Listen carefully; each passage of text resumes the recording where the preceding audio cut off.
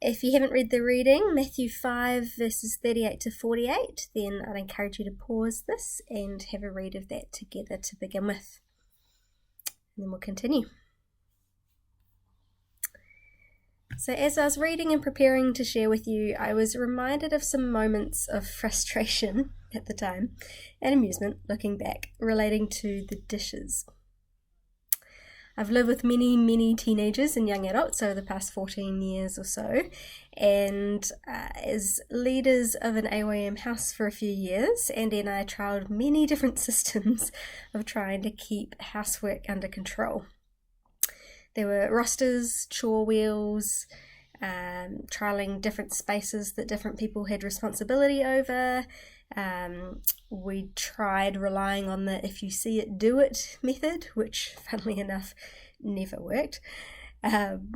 But we had this one particular moment that really stands out to me. It was in one of our houses, and the kitchen bench was just full of dishes. And I went round each different person that lived in the house and said, can you please go and do your dishes that are on the bench? And every single person in the house said, not mine, none of them are mine, which I thought was incredible. We must have magically appearing dirty dishes. Wow. But no one, including myself, unfortunately, that day, had the willpower to actually just go and clean the kitchen, meaning letting go of the injustice of having to clean someone else's mess. So what I did was I went through each dish and I worked out what meal it related to, and I discovered that every single person in the house had at least one dirty dish on the bench created by them. It was quite a humbling experience for all of us. One of our favourite phrases stolen from Bishop Justin is, everyone wants to change the world, but no one wants to do the dishes. So we're going to have a chat about that today. Now I've got 3 key points about this passage that we've just read. First one is Jesus doesn't cancel or negate the Old Testament, he fulfills it. Now you've probably heard this before, Jesus is the fulfillment of the Old Testament, but sometimes it can be confusing because you read the Old Testament and you read of this God that seems angry or these rules that we have to follow. And then you read the New Testament and Jesus and think, is this the same God? It feels strange.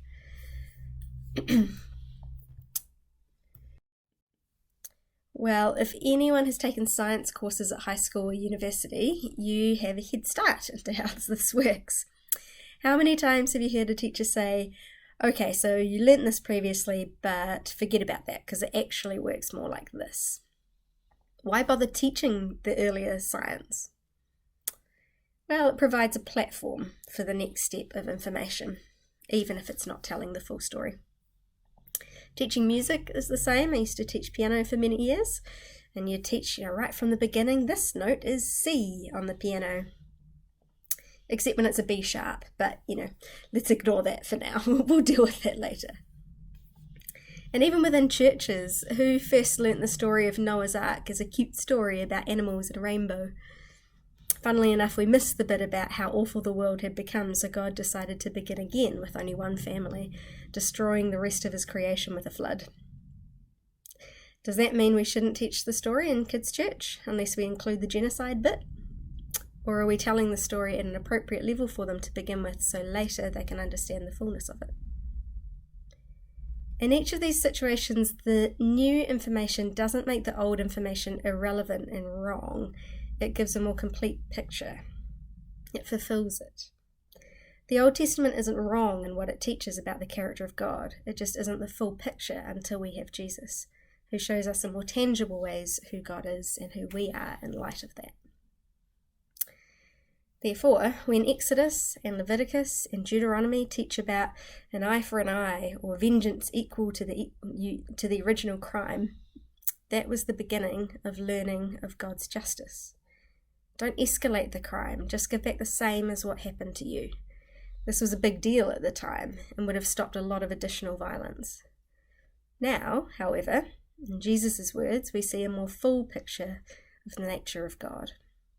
One of an incredibly generous God who takes the hit for us so we don't have to be punished, with equal measure when we do wrong. We see a God who acts with mercy and kindness, even when we treat him poorly. Imagine if we could all do this for each other also.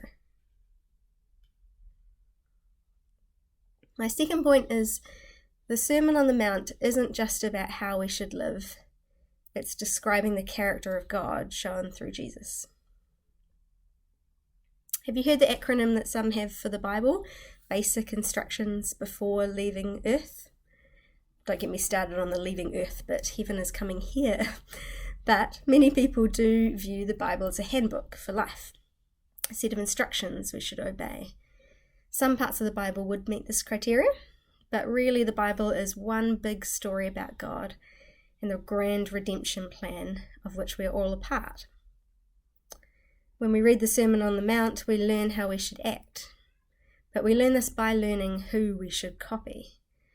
Jesus is explaining the character of God and the blueprint he uses for his own life.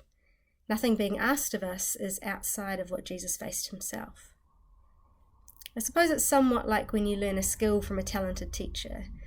You can learn specific details about what to do and when, but the higher up you get in the skill, the more you learn the mind and character of the instructor. You shift from knowing what specifically was taught to you to thinking to yourself, what would my teacher do in this situation? And eventually you don't need to ask yourself, you just know. This is our aim for following Jesus. Initially we may read the Bible to get some basics on how to live, think the 10 Commandments for example, but when we dive into it more, we learn far more about ourselves and God, and we follow the person of Jesus, not just the specific instructions he gave. My final point is that following Jesus means giving up on our rights.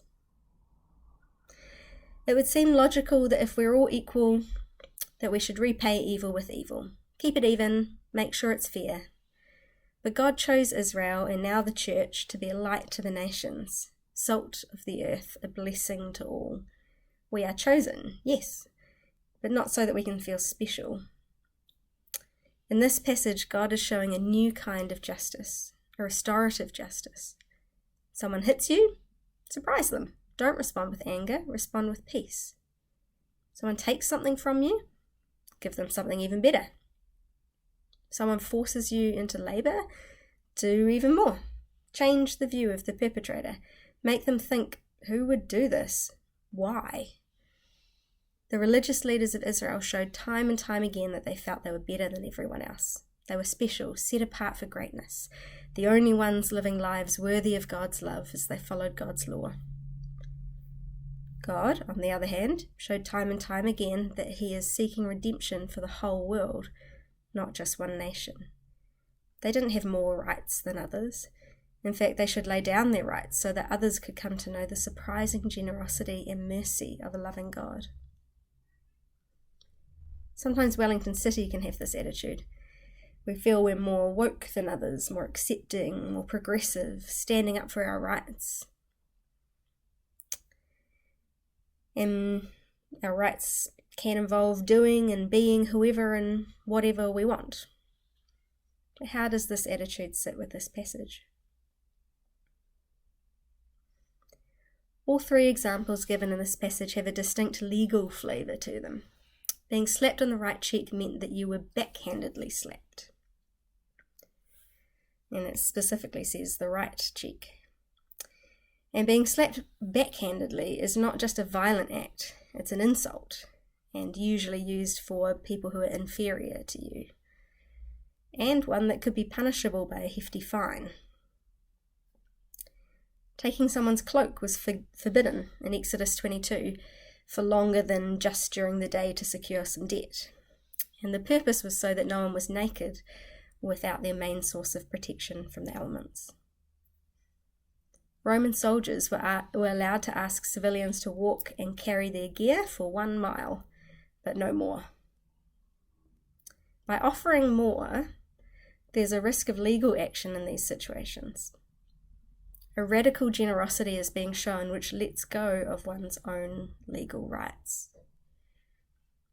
Think of the prodigal son who returns home. How does the father respond? with radical generosity. How did the older brother respond? He tried to hold on to all his rights and missed the heart of the Father God. This last point about letting go of our rights is, I think, the hardest and most controversial. Surely God isn't asking us to be weak doormats. Jesus gave up his rights. Was he a doormat? He was strong, assertive, and challenging, but also laid down his life.